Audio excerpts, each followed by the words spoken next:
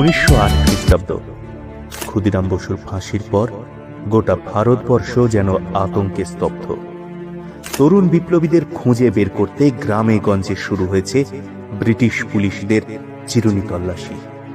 যে ধরা পড়ছে তার পরিণতি একটাই, হয় জেল, নয়তো ফাঁসি, অথবা যাবজ্জীবন দ্বীপান্তর। আর সেই অন্ধকার সময়েই দেশের স্বাধীনতার স্বপ্ন বাঁচিয়ে রেখেছিল কিছু নামহীন মানুষ।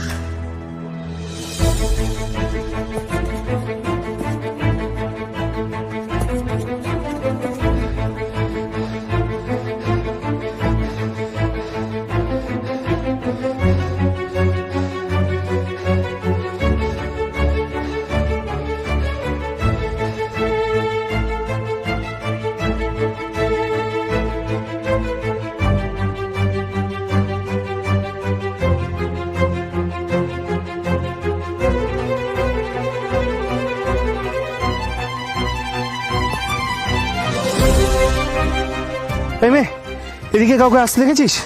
হ্যাঁ দেখলাম তো, এদিকে ছুটে চলে গেল। আয়,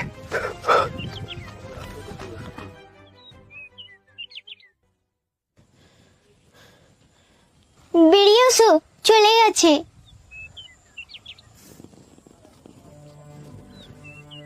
তুই যে আমাকে বাঁচালি, তুই আমাকে চিনিস?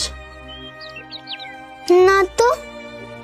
তাহলে আমার জন্য এত বড় ঝুঁকি নিলি যে? তোমরা যে আমার মাকে বাঁচাচ্ছ, আমি তোমাদের বাঁচাতে পারবো না? তোর মা কে উনি? আমার মায়ের নাম ভারতবর্ষ।